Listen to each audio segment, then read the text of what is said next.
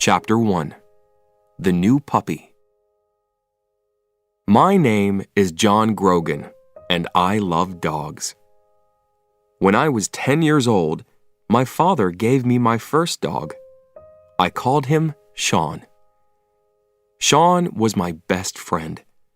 He went everywhere with me, and he was very obedient. When I called him, he came to me. He played with me, and he walked next to me without a leash. In the car, he sat next to me quietly. After many years, Sean died. He was 14 years old. By that time, I wasn't a boy. I was a man. I had my first job. Sean was a great dog. I wanted to get another dog, but it had to be as wonderful as Sean. Some years later, I moved to Florida and married Jenny. Jenny and I had jobs with newspapers. We were very happy.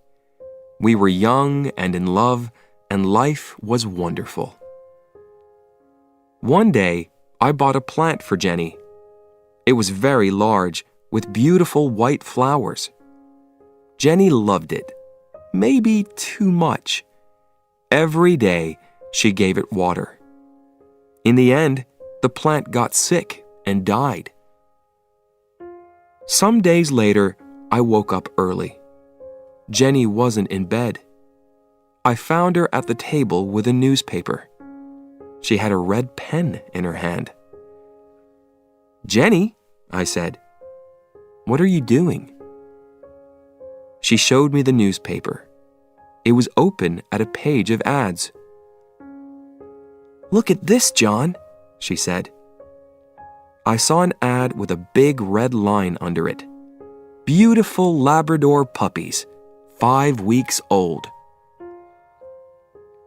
"I can't forget about that plant," Jenny said. "Why couldn't I look after a plant? I only had to give it water, but I killed it." She looked sad, but then she smiled. "I can't look after a plant, but maybe I can look after a dog. And later, maybe I'll be ready for a baby." I thought about that. Jenny and I wanted to have children one day, but we loved dogs too. Our little house was a good place for a dog. We lived near a park and near a beach, and the house had a big yard with lots of trees. "Okay," I said. I put my arms around Jenny. "Let's get a dog." So some days later, we drove to the address in the ad. The house was in the middle of some woods. A woman came to the door, and there was a beautiful yellow Labrador with her. "I'm Lori," said the woman. "And this is Lily. She's the puppy's mother." "Where's the father?" I asked. "Oh," said Lori, "Sammy boy, he's around here somewhere." Then she said quickly, "Do you want to see the puppies?" Lori took us into a room behind the kitchen. There were a lot of newspapers on the floor and a large box by the wall. In the box were 9 yellow puppies. "Oh," cried Jenny, "aren't they beautiful?" We sat on the floor with the puppies. One little puppy really liked us. He climbed up our shirts and looked into our eyes. "The puppies are $375 each," said Lori. "But you can have that puppy for $350. I stood up and turned away from the puppies. Then I turned back quickly and shouted loudly. The other puppies ran away, but the little puppy ran to me and climbed over my shoes. "That's our puppy," Jenny laughed. I held him in front of my face. I looked at him, and he looked at me. He had very large brown eyes. I gave him to Jenny, and she held him too. I think he likes us, I said. We paid Lori for him. Come back for him in 3 weeks, she said. He'll be 8 weeks old, so you can take him then. We thanked Lori and said goodbye. On our way to the car, I put my arm around Jenny. Isn't it wonderful? I said. We got our dog. Yes, she said. I can't wait to bring him home. Suddenly, we heard a loud noise in the woods. Something ran out of the trees, something large and yellow. It was a big Labrador. But this dog was very different from Lily. This dog was wild and dirty. It had a crazy look in its eyes. It ran quickly past us and around the back of the house. I think, I said slowly, that's Dad.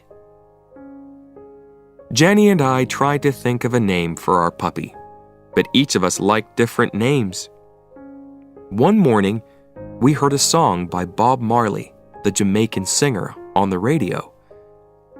Bob Marley was dead, but people played his music everywhere in Florida. Jenny and I liked his music too. Suddenly, at the same time, we shouted, "Marley!" "That's it!" I cried. "That's his name! Marley!" Jenny smiled. Some days later, Jenny's sister called her from Boston. "We're visiting Disney World next week with the children," she said. "Would you like to come with us?"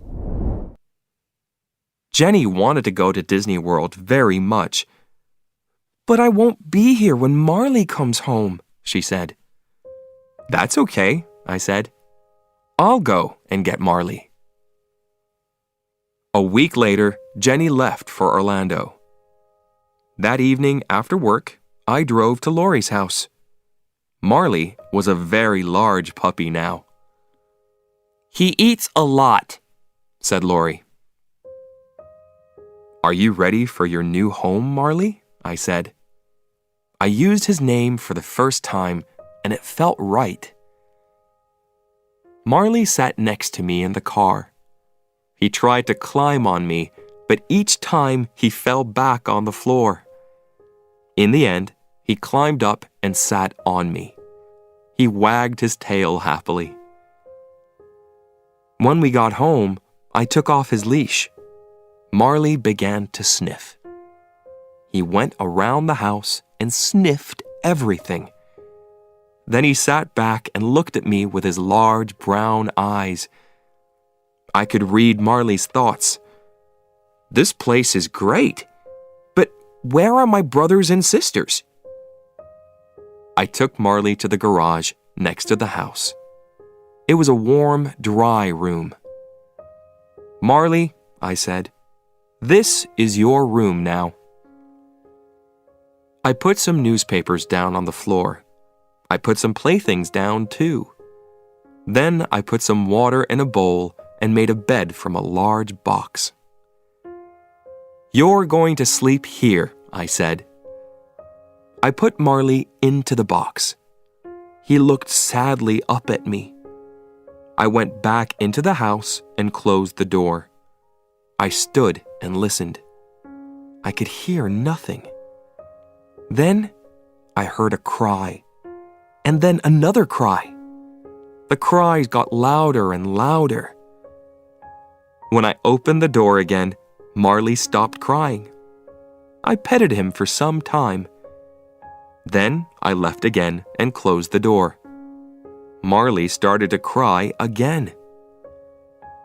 I was very tired, so I went to my bedroom. My bedroom wasn't near the garage, but I could hear Marley's cries. I felt sorry for him. His family wasn't there. After I got into bed, I listened to Marley's cries for half an hour. Then I got up and went back to the garage. Marley stopped crying and wagged his tail. I carried his box into my bedroom and put it on the floor next to my bed. Then I got into bed and put my hand down into the box. Some minutes later, Marley was asleep.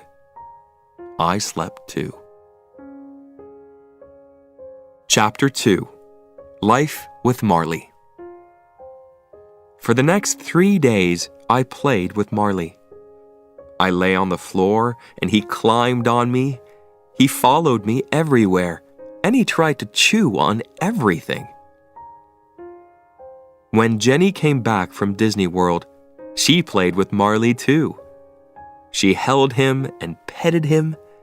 She got up in the night and took him outside. Most of all, she gave him food. Marley ate 3 large bowls of puppy food every day. He got bigger all the time. His head and his paws were very large, and his tail was thick and heavy. When he wagged his tail, he pushed everything onto the floor, magazines and glasses and photos. Marley loved to grab things and hold them in his mouth. He grabbed things from the floor and from the dining room table. He grabbed shoes, pens, bottle tops, and many other things.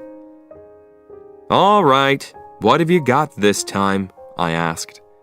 When I opened his mouth, I always found something new inside. Every morning, I took Marley for a walk on the beach. Then I put him in the garage with a bowl of water and some playthings. After that, I went to work. I always said, "Be a good boy, Marley." Jenny came home at lunchtime and gave him food. In the evenings, we took Marley down to the beach again. But our walks weren't easy. Marley ran in front of us and pulled on his leash. We pulled him back, then he pulled us again. He went this way and that way, and he sniffed everything. We tried to teach Marley, "Come, stay, sit, down, no." But he didn't listen to us. He wasn't obedient. He was like an excited child. But every day, he got bigger and stronger. "I killed the plant, but I'm good with Marley," Jenny said happily. One day, Jenny invited a friend to our house. Her friend brought her old dog Buddy with her. Buddy and Marley ran and played. Then they were tired, so they lay down in the yard. Some days later, Jenny was with Marley when she said, "Come and look at this, John." I looked and I saw something small and black in Marley's fur. "Oh no," I said. "Marley has fleas." They were on his paws, inside his ears, and under his tail. "Buddy had fleas and he gave them to Marley," said Jenny angrily. She ran out and got into her car. Half an hour later, she came back with bags of chemicals. First, she washed Marley's fur with the chemicals. Then, she put him in the garage and cleaned the house carefully. I cleaned the yard. Every day after that, we looked at Marley's fur, but we couldn't see any more fleas. Some weeks later, Jenny said, "John, I'm going to have a baby." "That's wonderful," I said. I was very happy. We were ready for a baby now. Then Jenny said, "But will those chemicals be a problem?" "What chemicals?" I asked. "What do you mean?" "Don't you remember? I used very strong chemicals when Marley had fleas. They can't be good for a baby," she said. She talked to her doctor about the chemicals. "It's all right, Jenny," he said. "Everything will be okay." Jenny got up early every day and took Marley for a walk. She ate lots of fruits and vegetables. After 10 weeks, she and I saw the doctor again. "Would you like to see your baby?" he asked. "Yes, please," we said. We felt very excited. The doctor took us into a room at the back, and Jenny lay down. He moved something over Jenny. On a machine next to him, we could see something like a small gray bag, but we couldn't see a baby inside. "Is there anything in there?" asked Jenny. After a time, the doctor said quietly, "I'm very sorry, Jenny. Your baby's dead." I felt sick. I sat and held Jenny's hand. We didn't say anything for a long time. When the doctor left, I put my arms around my wife. Later, I took her home. She was very quiet in the car. Her eyes were red, but she didn't cry. Back home, Jenny went into the dining room and sat down quietly on a chair. I got Marley from the garage. He was very excited. He jumped up and wagged his tail. He wanted to play. "Not today, Marley," I said, sadly. Marley ran into the yard. He came back into the house and drank water from his bowl. Then he ran into the dining room, and I followed him. But at the door of the dining room, I stopped. I saw a wonderful thing. Marley stood quietly in front of Jenny with his tail between his legs. He put his big head on her legs. He looked at her with his large eyes and made small cries. Marley understands, I thought. Jenny petted his head and put her face in his fur. Then, suddenly, she began to cry. I went to them and put my arms around them. The three of us stayed there for a long time, Jenny, Marley, and me. Chapter 3. The Obedience Class. When Marley was 6 months old, Dr. J, the animal doctor, told us about an obedience class. We loved Marley very much, but he wasn't an obedient dog. Every day he got bigger and stronger, and he didn't listen to us. He jumped up on us. He grabbed things in the house and chewed them. When I bought flowers for Jenny, Marley ate them. We met the teacher of the obedience class. She had a cold face, and she didn't smile. "There are no bad dogs," she said, "but there are some very weak people." The class was every Tuesday evening. We put Marley into the car and drove to the first class.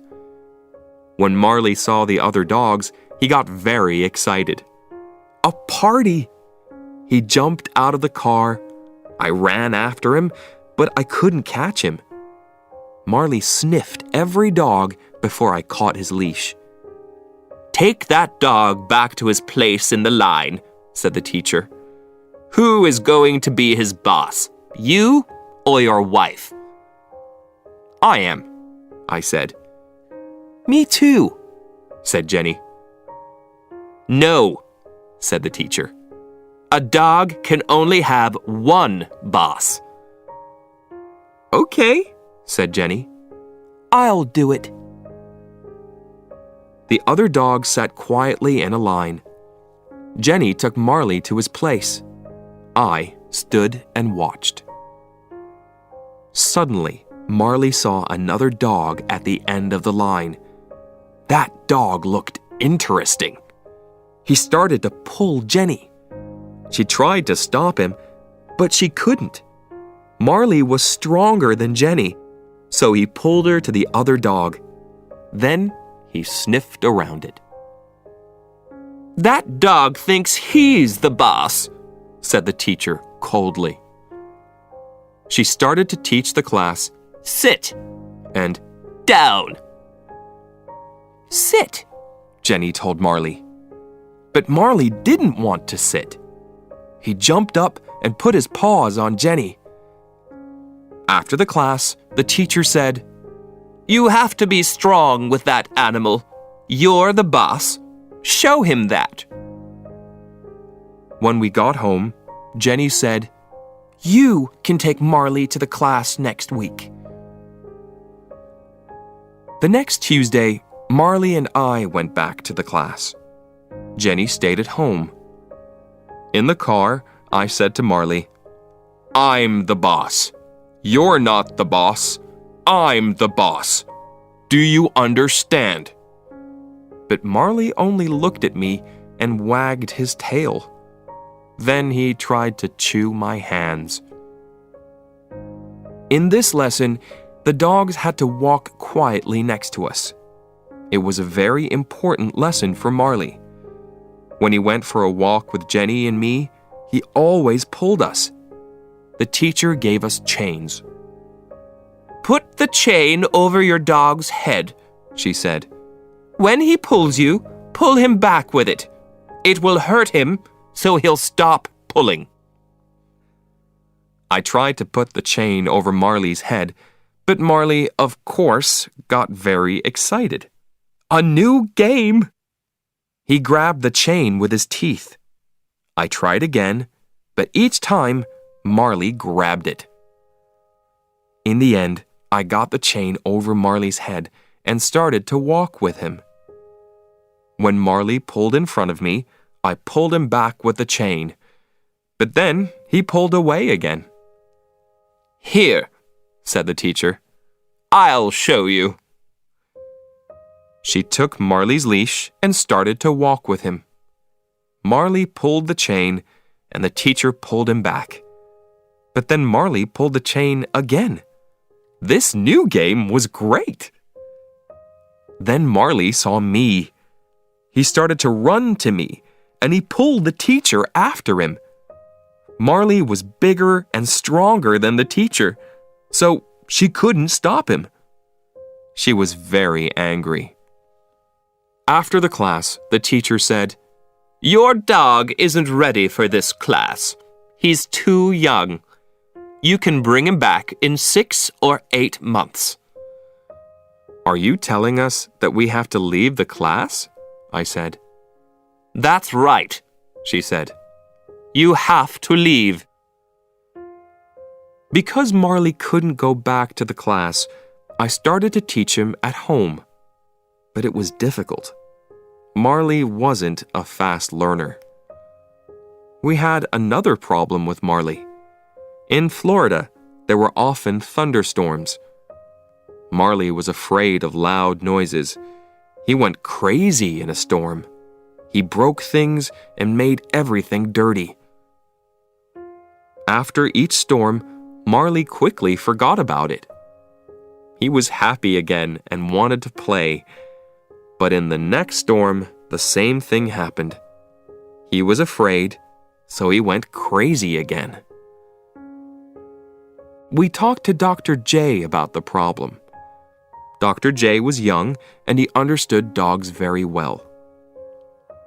"What can we do?" we asked. "When Marley gets crazy, he breaks things. One day, he'll get hurt in a storm." "Marley is 7 months old," said Dr. J. "I'll neuter him. Then he won't get so excited. He'll be a quieter, happier dog." I thought about that. "Oh," I said, "I don't really know." "Yes," said Jenny. "That's a great idea." "Bring Marley here on your way to work," said Dr. J. "It doesn't take long. He'll be ready by the afternoon. You can get him again on your way home." A week later, we took Marley to Dr. J. Marley ran from the house and jumped into the car. He was very happy. He loved to go out with Jenny and me, his 2 best friends. Jenny drove and I sat next to her with Marley. He pushed at the window with his nose. He wanted to sniff outside the car. I opened the window and Marley put his nose outside. "I feel sorry for Marley," I said to Jenny. Then I looked at him. His front paws were out of the window. "John," said Jenny, "what's Marley doing? Please be careful." "He's fine," I said. "He only wants to put his head outside." Marley put his head out of the window. Then, suddenly, he pushed his front legs out, too. He tried to jump down on the road, but the road was very busy with cars. "John!" shouted Jenny. "Hold him!" Jenny tried to stop the car, but she couldn't. The other cars drove around us very fast. It was very dangerous. Now, Marley's front paws were down on the road. He ran next to the car. I grabbed him by his tail, and Jenny stopped the car. "Now what?" I shouted. I couldn't pull Marley back into the car. I couldn't open the door. I couldn't get my other arm out. And there were cars all around us. The other drivers looked at us angrily. Jenny opened her door and got out of the car. She ran around it and grabbed Marley. I opened my door and got out too. In the end, we got Marley back into the car. When we got to Dr. J's, I took Marley inside. He sniffed everywhere. Then he pushed over a table with magazines on it. I gave Marley's leash to Dr. J. "Please neuter him as quickly as possible," I said. "Please." That evening, when I took Marley home, I saw a change in him. He wasn't excited and crazy. He moved quietly and slowly. Good, I thought. Chapter 4. Changes at Home. Jenny and I worked hard at our jobs. We also worked hard at home. So one evening I said, "Let's go on vacation, Jenny." The next day, I bought 2 airplane tickets.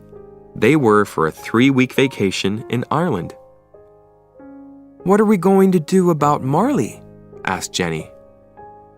"We can leave him in the house," I said. "Somebody can stay here with him." "Marley is a difficult dog," said Jenny. "That person will have to be kind but also strong. He or she will have to be his boss." "I know," I said. Then I had an idea. "Kathy loves animals." Kathy worked in my office. The next day, I asked her, and she said yes. Before she arrived, I wrote some notes for her about Marley. There were 6 pages of notes. I showed them to Jenny. "Did I forget anything?" I asked. Jenny read the notes. Then she said, "You can't tell Kathy all that. She won't want to stay with Marley." But when Kathy read the notes, she smiled. "Marley and I will be fine," she said. "Have a great vacation." Jenny and I had a wonderful vacation in Ireland. The weather was fine and warm. We drove on small country roads and walked by the ocean. At night, we stayed in the houses of Irish families. We forgot about our jobs in Florida. When we arrived home, Marley ran outside to us. Kathy stood at the door. She looked very tired. Her bag was next to her. "I'm sorry," she said, "but Marley broke a lot of things in the house. He wasn't obedient, and he didn't listen to me." We thanked Kathy, but she wanted to leave very quickly. I turned to Marley. "All right, Marley," I said. "Tomorrow, you're going to learn about obedience." The next morning, Jenny and I went back to work. But first, I put the chain around Marley's neck and took him for a walk. Marley started to pull me. "Sit, Marley," I said. Marley sat. "Okay, let's try that again," I said. We started to walk, and Marley pulled me again. I made the chain very short and pulled him back. It hurt him, but it was the only way. In the end, he learned his lesson. He walked next to me and didn't pull me. I felt very happy. "Good, Marley," I said. "I'm the boss." Some days later, Jenny called me at the office. "John," she said, "I went to see the doctor. I'm going to have a baby." This time, Jenny and I were very careful, and we put away every chemical in the house. Jenny looked well. She got up early each morning and took Marley for a walk by the ocean. When we went to the doctor, we saw our baby on the machine. But I didn't forget about Marley. I worked with him every day.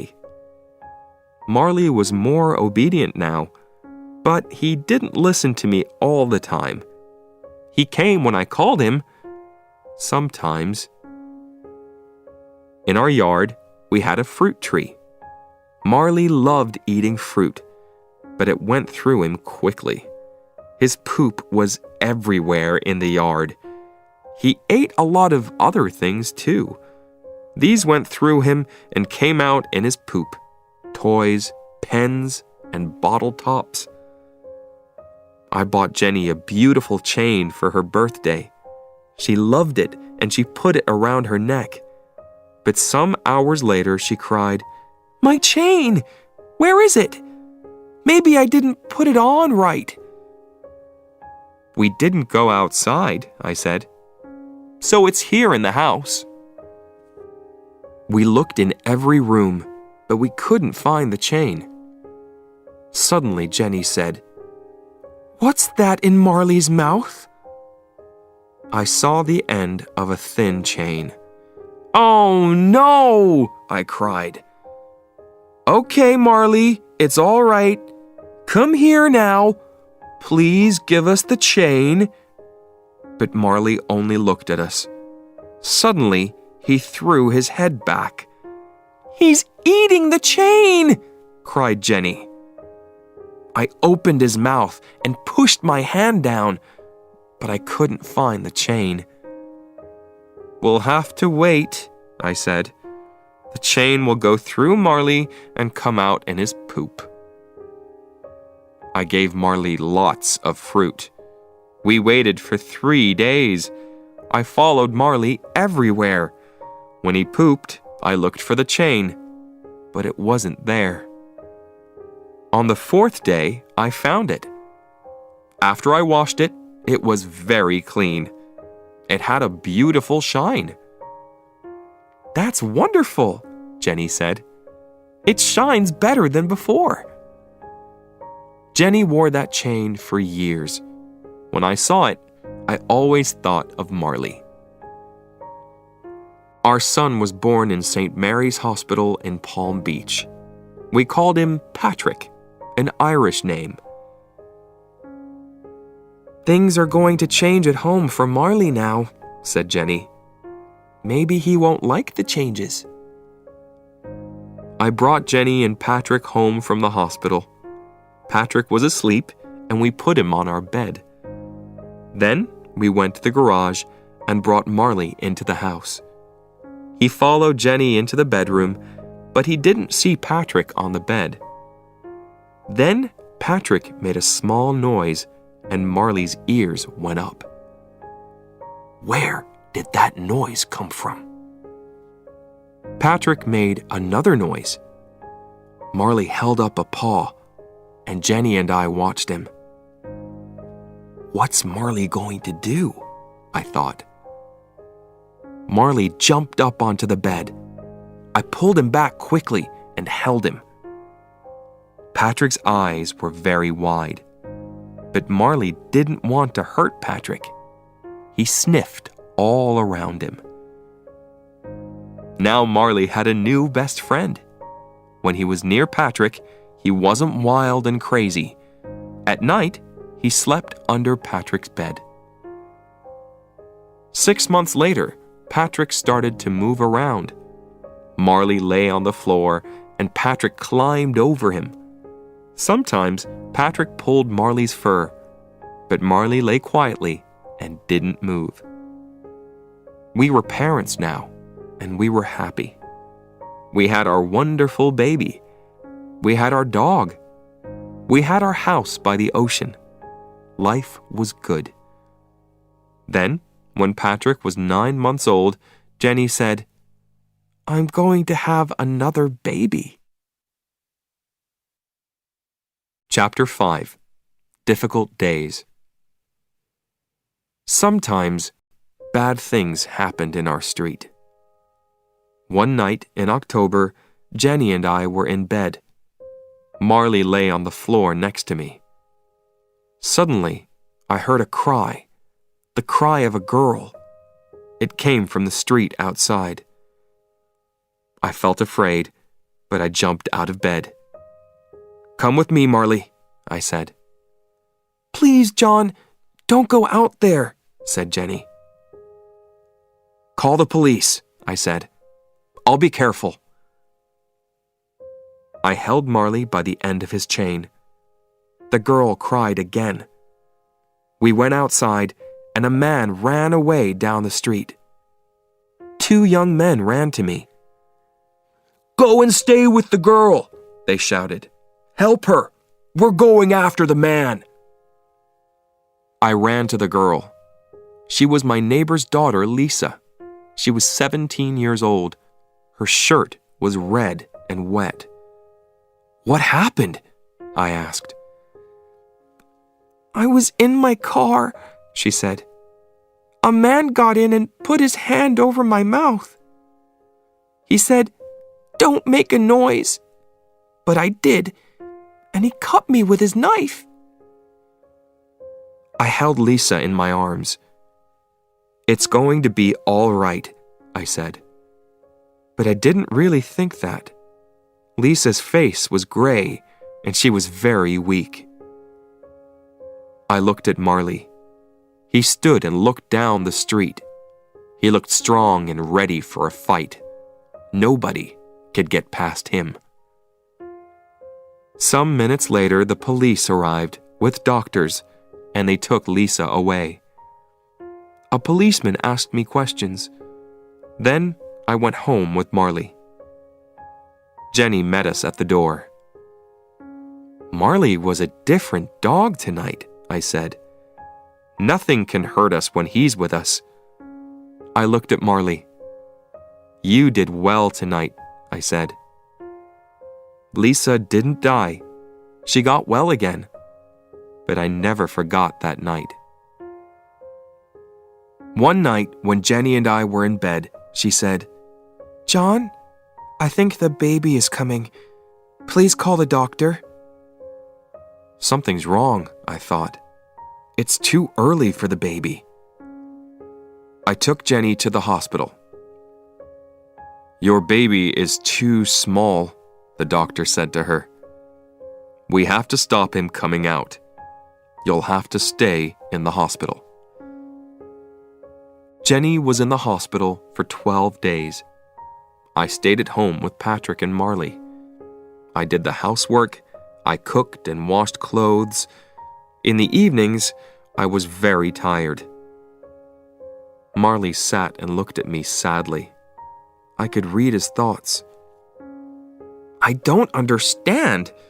Why doesn't John want to play with me? Why doesn't he take me for walks? And where's Jenny?" I didn't do things at home very well. I left the bathroom door open all the time. Marley loved to go into the bathroom and to drink water from the shower. One day, I took Patrick on a visit to the hospital. "What did you do to Patrick?" Jenny asked. "What do you mean?" I asked. "He's fine." "Look at him," said Jenny. I looked, His arms were in the legs of his baby clothes. Jenny called my Aunt Anita. She also lived in Florida, but in a different town. "Please, can you look after John and Patrick?" she said. 2 days later, Aunt Anita arrived. She did the housework and everything at home was fine again. When Jenny came home, she had to stay in bed all day. This was a very difficult time for her. She couldn't cook or go for a walk. Worst of all, she couldn't hold Patrick. Marley brought his playthings into the bedroom and lay on the floor next to Jenny. He stayed there day and night. Aunt Anita had to go home to her husband, so I had to look after the house again. Then one day, when the doctor visited Jenny, he said, "You can get up now. The baby is bigger." Jenny was very happy. She got up and played with Patrick and Marley. She started to do the housework. The next day, we went to a Greek restaurant for lunch. But suddenly, the baby started to come. So I took Jenny to the hospital. Then, everything happened very quickly. 1 hour later, I held my beautiful new son in my arms. Jenny and I had 2 sons now, Patrick and Connor. One was 17 months old, and one was a baby. We were very happy with our sons, but we were tired all the time. The babies woke us every night. We couldn't sleep for more than 2 hours.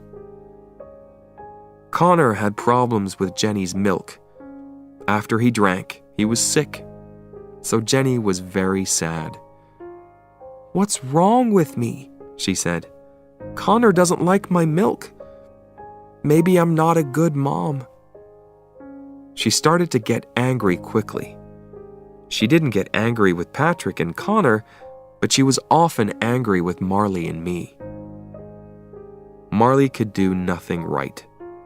I bought a plant and planted it in the yard. The next day, Marley pulled it out and ate it.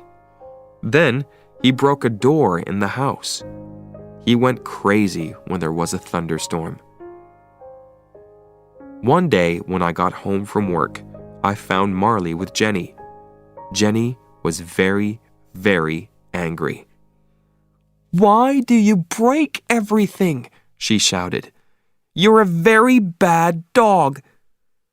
Marley stood with his head down, and she hit him again and again. I went and grabbed Jenny's arms. "Hey, hey, hey!" I shouted. "Stop! Stop!"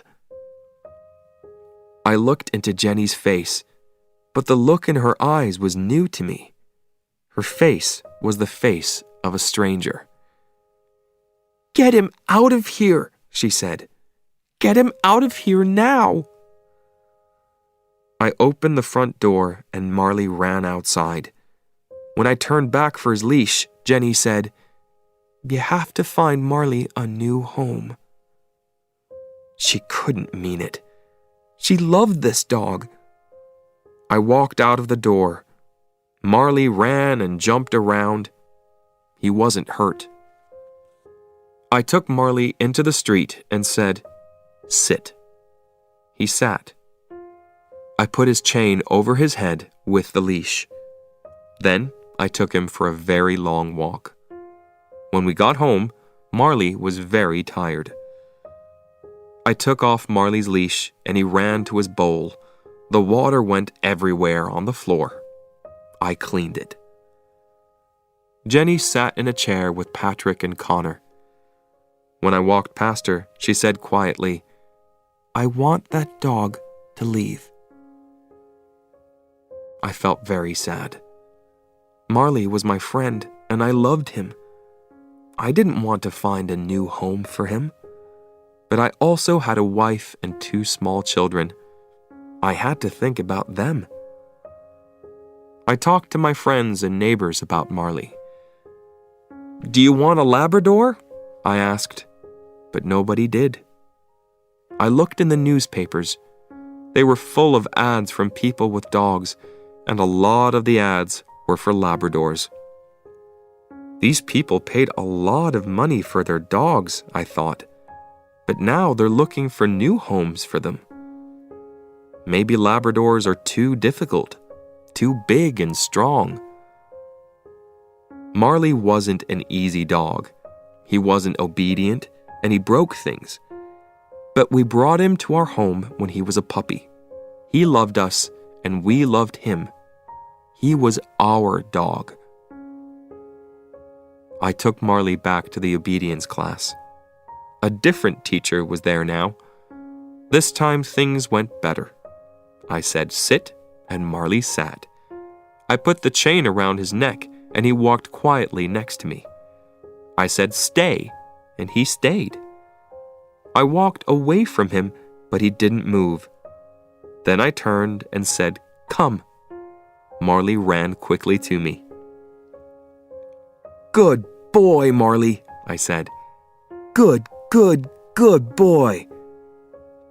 At the end of the 8 weeks, the teacher gave me a paper. It said, "Marley did well in the obedience class." I was very happy. On the way home, I sang. After this, a wonderful thing happened. Jenny got better. She stopped being sad and was strong and happy. She was a good mother to Patrick and Connor, and she was kind to Marley again. She danced around the room with him. Sometimes at night, when he was quiet, she lay on the floor with him, her head on his neck. Jenny's here with us again, I thought. That's great. Chapter 6. Marley Makes a Movie. Jenny's friend Colleen worked for a film company.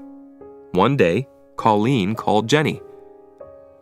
"My company is making a film about a family in Florida," she said. "They want pictures of a family home. Can I come and take some pictures of your house?"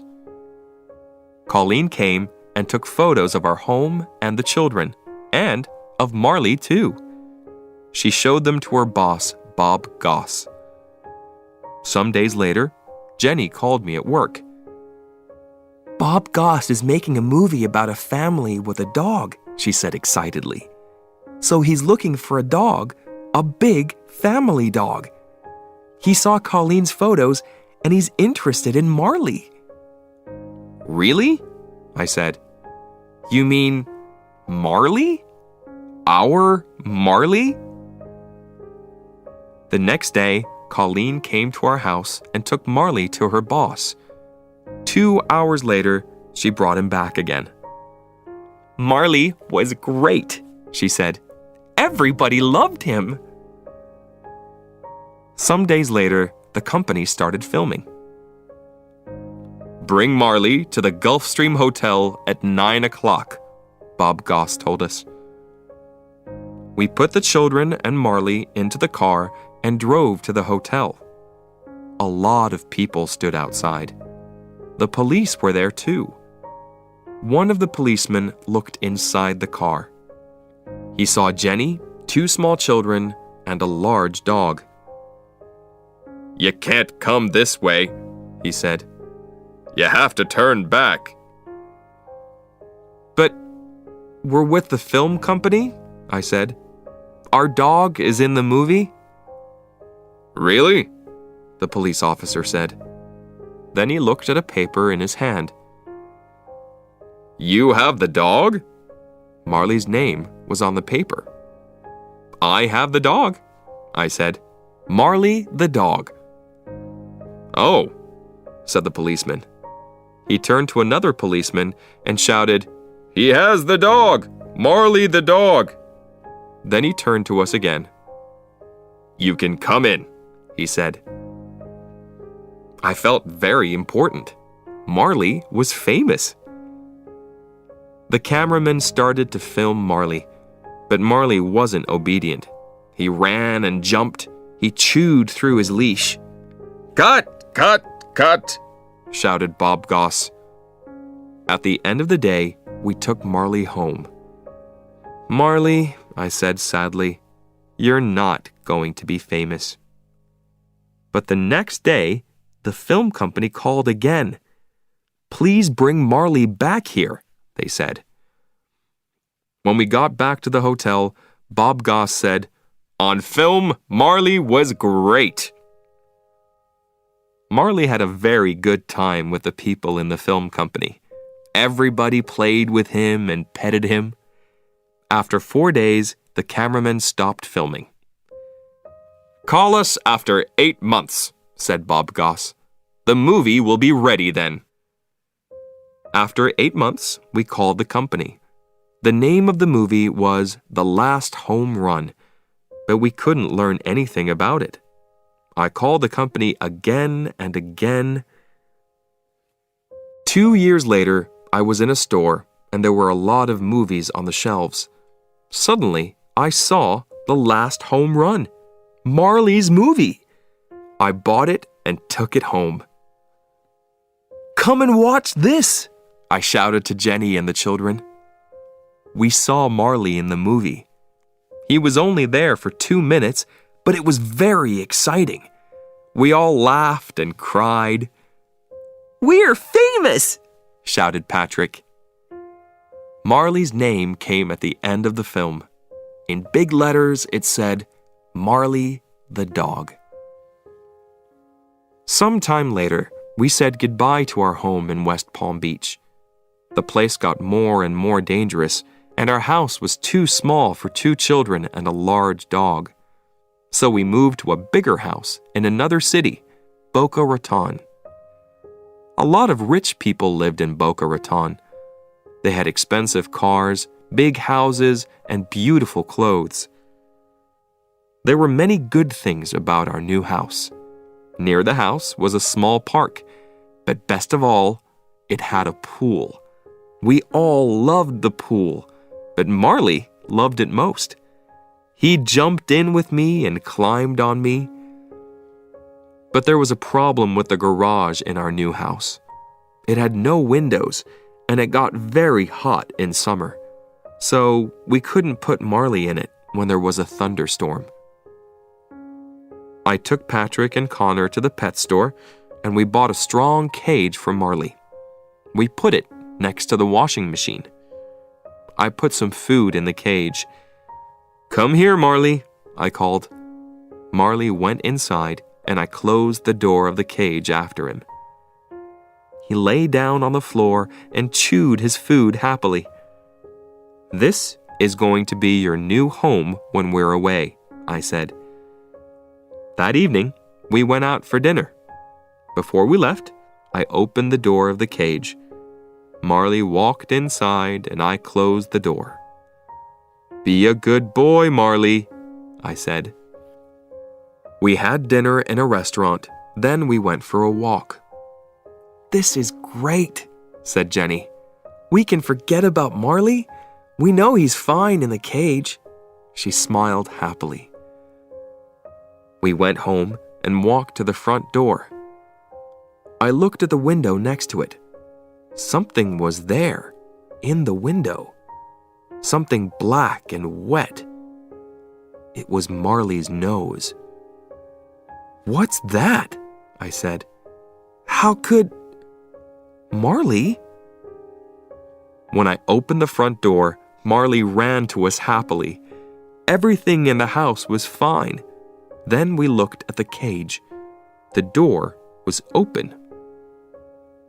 "But how did Marley get out?" asked Jenny. "He opened the door from inside," I said. "He's smart, and he's very strong." Day after day, when we left the house, we put Marley into the cage. When we came home, sometimes he was there. Sometimes he was at the window. We tried to make the cage stronger, but Marley was stronger than the cage. When he wanted to get out, he pushed the door open. Chapter 7. The World's Worst Dog. Many people in Boca Raton had dogs, but their dogs were very different from Marley. Most of these dogs were very, very small. Rich women carried them in their handbags and took them into expensive stores and in their fast cars.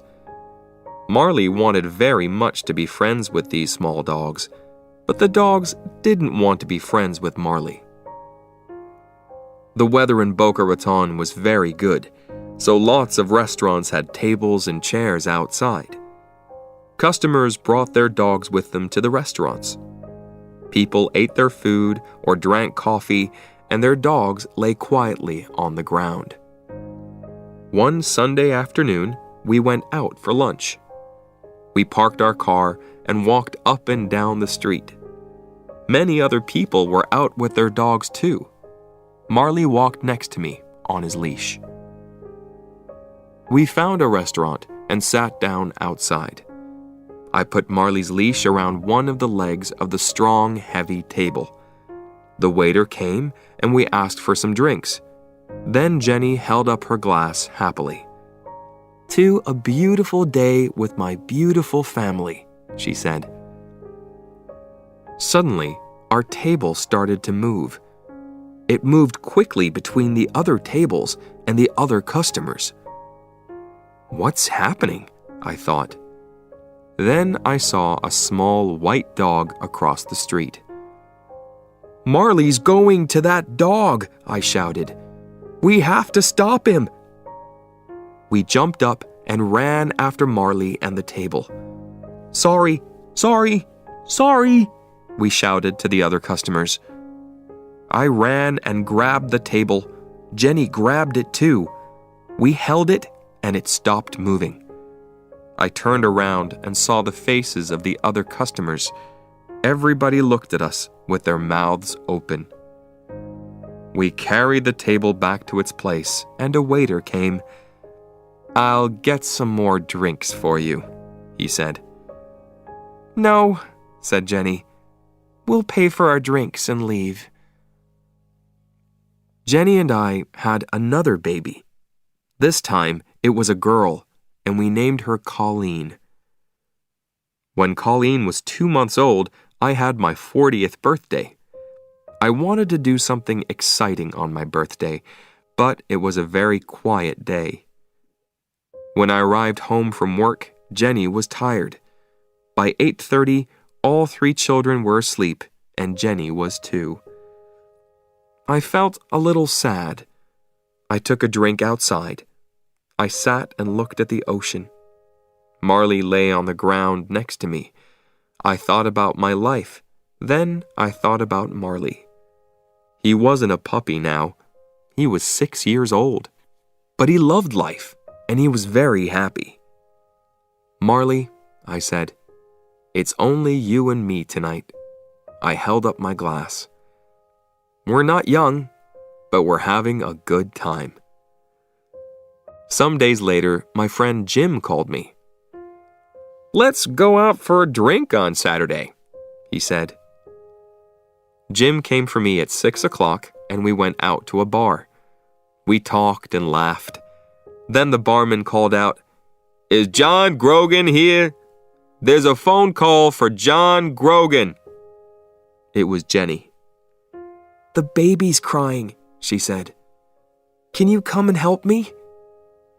"I'll take you home," Jim said. When we turned into my street, I saw a lot of cars. "Somebody's having a party," I said. Jim stopped the car outside my house, and I invited him inside. Then, suddenly, the front door opened. Jenny stood there with Colleen in her arms. She had a big smile on her face. I looked into the yard. There were lots of people around the pool. My friends and neighbors. "Happy birthday, John!" they shouted. I wanted to take Marley to the beach. You couldn't take pets onto most beaches in South Florida, but one small beach was different. Everybody called it Dog Beach. On Dog Beach, dogs could run freely. They didn't have to be on a leash. One morning in June, I took Marley to Dog Beach. There were lots of people with dogs, but the dogs were on leashes. "What happened?" I asked a man. "The police came," the man said. "We have to use a leash." So I walked Marley on his leash, but I felt sorry for him. After our walk, I gave Marley a bowl of water. Then a man arrived with a big black dog. It looked dangerous. "Don't be afraid of him," said the man. "This is Killer, but he's very friendly. He doesn't fight other dogs." I told the man about the police. "That's stupid," he shouted. "This is Dog Beach." He took off Killer's leash and Killer ran into the water. Marley looked at Killer and then he looked at me. I could read his thoughts. "Please, please, please, I'll be good." I looked around the beach. I couldn't see any policemen.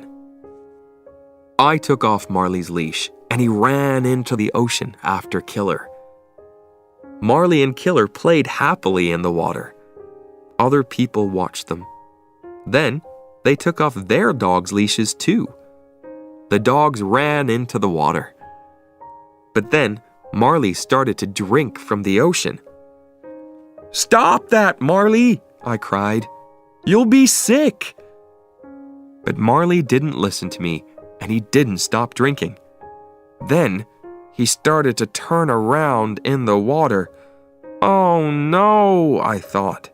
I ran into the water. But it was too late. Marley pooped everywhere. "Hey!" somebody shouted angrily. "Get your dog!" "Marley, no!" I shouted.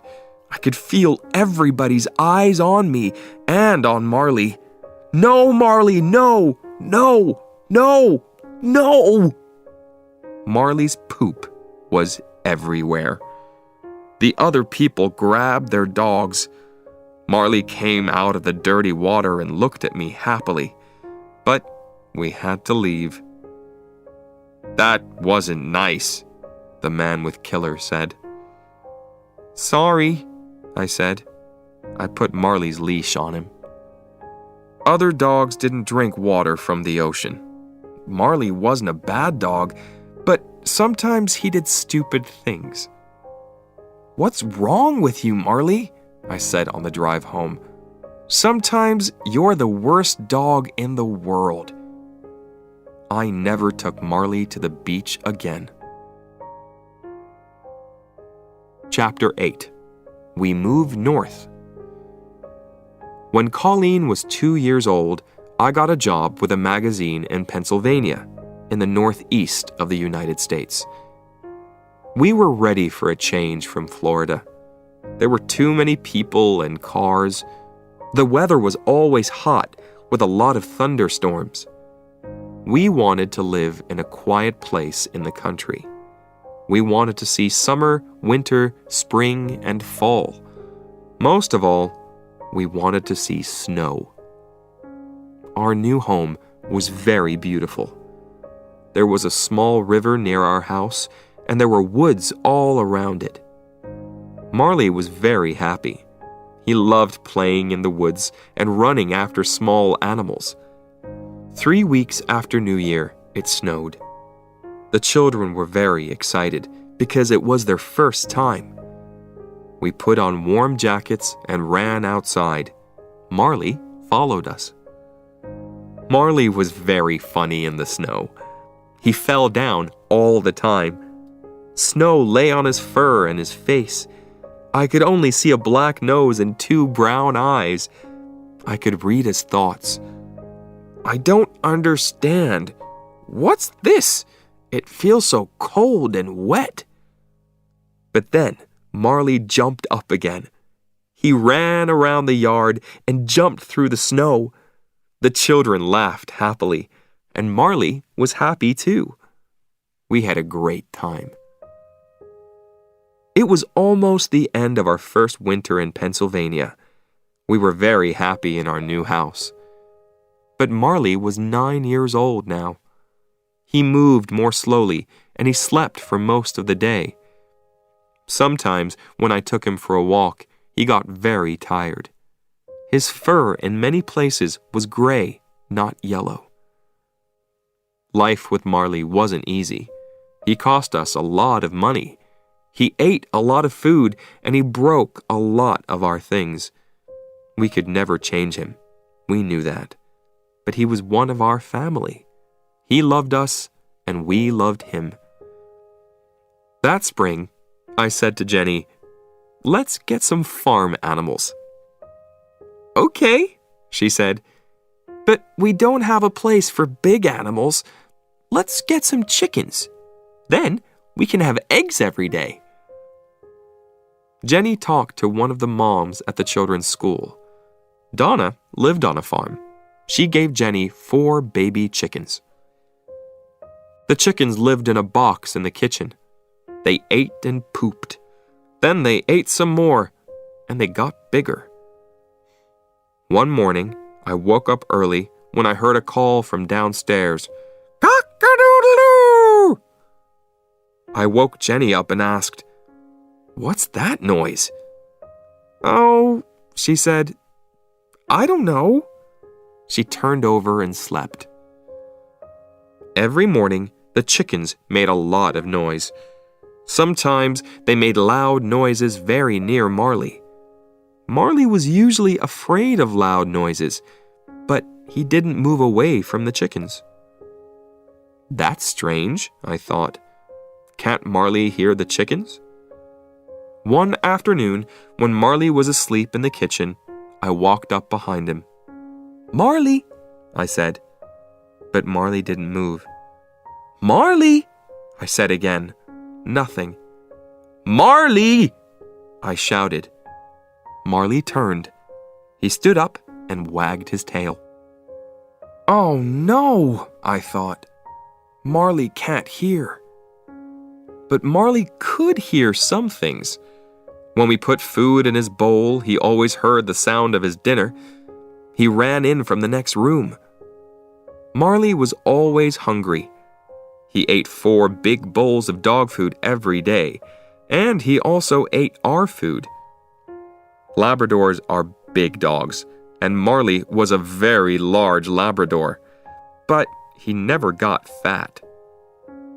One day, I came home from work early, and I went into the kitchen. Marley was there. He didn't see me, and he didn't hear me. There was a sandwich on the kitchen table. Marley stood up and put his paws on the table. Then he ate the sandwich. "What are you doing, Marley?" I asked. "You are a bad dog." But he didn't hear me. He ate the sandwich happily. I put my hand on Marley's fur, and he jumped.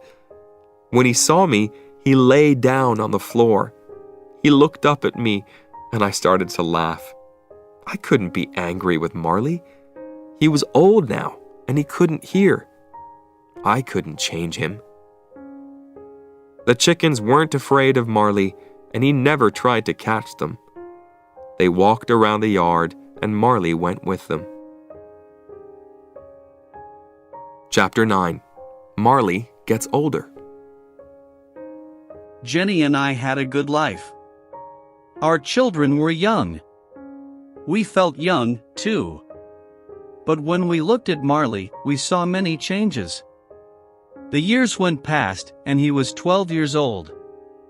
By this time, he couldn't hear anything. His fur was gray. His teeth were brown. Late one night, I took Marley outside for his walk before bed. It was winter, and there was a cold rain.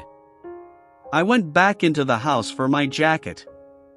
When I came out again, Marley wasn't there.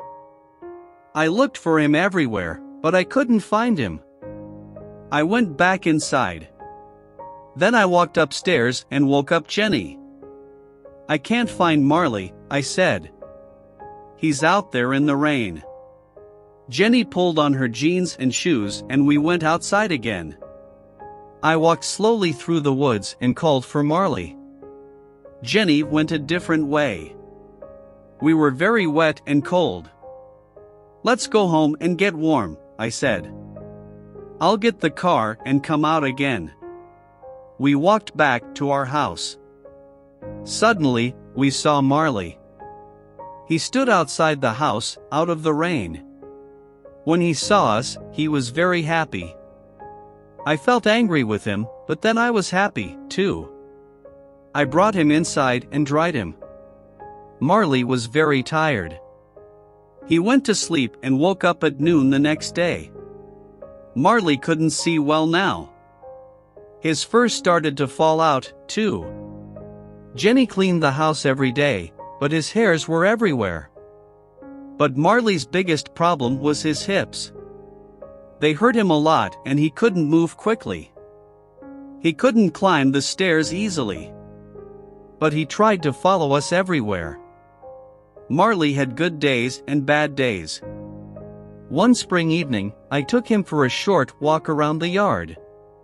The night was cold and there was a light wind. I ran and Marley ran with me.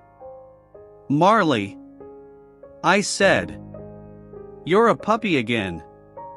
We ran back to the house. There were 2 small stairs in front of the door.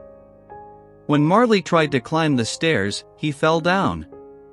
He lay on the stairs and looked sadly up at me. Marley was too heavy for me. I couldn't carry him, so I had to push him up the stairs. Then he stood up and went into the house. When I looked at Marley, I thought, we only have one life and it can change very quickly. I enjoyed my job on the magazine, but I really wanted to work for a newspaper again. Newspapers were more exciting, and I liked writing about big stories. I also liked getting letters and calls from readers. A friend told me about a job on the Philadelphia Inquirer. This was one of the best newspapers in the United States. I wrote to the newspaper and I got the job. I was very happy. In the summer, Jenny visited her sister in Boston. She took the children with her. I didn't go because I was busy with my new job. Every day, I was away from home for 10 or 12 hours, so we took Marley to a vacation home for dogs. Some days later, an animal doctor called me from the home. "I'm sorry," she said, "but Marley's very sick." When he saw the other dogs, he got very excited. He ate his food too quickly. Then he had a bad problem with his stomach and he almost died. He's a little better now, but it will happen again. "Oh," I said. "What are you saying?" "Do you want us to help end Marley's life?" she said. "I'm sorry." "Oh," I said. I couldn't think. I have to talk to my wife. I called Jenny in Boston and we had a long conversation about Marley. In the end, Jenny said, "The doctor's right. We have to do the best thing for Marley." I called the doctor back. "Yes, Marley's a very old dog," I said. "Life isn't so good for him now. He doesn't have many teeth and he can't hear. His hips hurt him, too." "Yes," she said. "Maybe we have to put him to sleep. But I'll call you again in an hour." When the doctor called again, she said, "Marley's a very sick dog, but he isn't getting worse." The next morning, she called again. "We can wait," she said. "Marley's eating. You can take him home tomorrow." I was very happy. The next evening, after work, I went to the dog's home. Marley was very thin and weak. I thanked the doctor. "Everybody here loves Marley," she said. One of the workers helped me put Marley into the car. Then I drove him home. He couldn't climb the stairs to the bedroom and I didn't want to leave him. So, that night, I put a sleeping bag on the floor and lay down next to him. "Tomorrow Jenny and the children are coming back," I said. "But tonight, Marley, it's only you and me." I thought about my first night with Marley, when he was a small puppy. That night, he cried for his mother, and then he slept in a box next to my bed. Now, 13 years later, here we were again. I put out my hand and petted him. In the next weeks, Marley got a little better. A lot of the time, he lay on the floor in the family room, asleep in the sun. But one morning, when I was in the bedroom, I heard a noise. Then Connor shouted, "Help!" Marley fell down the stairs. Marley lay at the bottom of the stairs. Jenny and I ran to him. But then he got up and walked away. Marley had a bad fall, I told the children. But he's okay. But Marley was hurt. When I got home from work that evening, he couldn't move. When he saw me, he tried to get up. But he fell down again on the floor. I don't think Marley can go upstairs again, I said. But I was wrong. The next day, I was upstairs at my computer in my bedroom when I heard a sound. I turned around. Marley stood at the bedroom door. "Marley," I said. "What are you doing here?" I went to him and petted him. Then I looked into his eyes. "Marley," I said, "you're going to tell me when it's time, right?" Chapter 10. A Great Dog. Winter arrived early that year. The children waited for the snow. Can Marley live through another winter? I thought. Jenny and I took the children to Disney World in Florida. It was their first Christmas away from home and they were very excited. Jenny took Marley to the animal doctor's office. They gave him a home there and watched him carefully. We had a great family vacation. But on the way home, somebody called us from the doctor's office. "Marley's very tired," she said, "and his hips are really hurting him." The next day, Jenny went for Marley. He got out of the car, but he couldn't walk into the house. He lay on the ground outside. Jenny called me at work. "I can't get Marley inside," she said. "He can't get up." I left my office and went home. When I arrived, Marley was inside the house. But he was very sick. He lay on the floor. For the first time in 13 years, he didn't get up when he saw me. His eyes followed me, but he didn't move his head. I looked at his stomach, it was very big. I called the animal doctors. "Bring Marley here now," a young woman doctor said. I looked at Jenny and she looked at me. "Marley has to go to the hospital," we told the children. "The doctors are going to try to make him better. But he's very sick." With Jenny's help, I put Marley into the back of the car. He lay on the floor. I patted his head. "Oh, Marley," I said again and again. At the hospital, I helped him out of the car and took him inside. The young doctor took him away. Then she came back and showed me some pictures of the inside of Marley's stomach. "I'm very sorry," she said quietly. "We can't do anything for Marley now." "I understand," I said. "Please, can I say goodbye to him?" "Yes, of course," she said. "Have as much time with him as you want." Marley was asleep. I got down next to him and ran my fingers through his fur. I held up each ear in my hands. I opened his mouth and looked at his teeth. Then I held up his front paw. "I want you to understand something, Marley," I said. "Sometimes we called you the world's worst dog. But you're not. We never told you this before, but you're a great dog, Marley. A great dog." I sat with Marley for a long time, then I called the doctor. "I'm ready now," I said. I held Marley's head and the doctor gave Marley something. It didn't hurt him. He died quietly. I want to take Marley home, I said. 2 people brought a large black bag out to my car. Then I thanked the doctor and drove away. When I got home, the children were in bed. I put my arms around Jenny and we cried for a long time. Later, we went outside. We took the black bag out of the car and put it into the garage. Next morning, Jenny told the children about Marley. They were very sad and started to cry. It's okay, I said.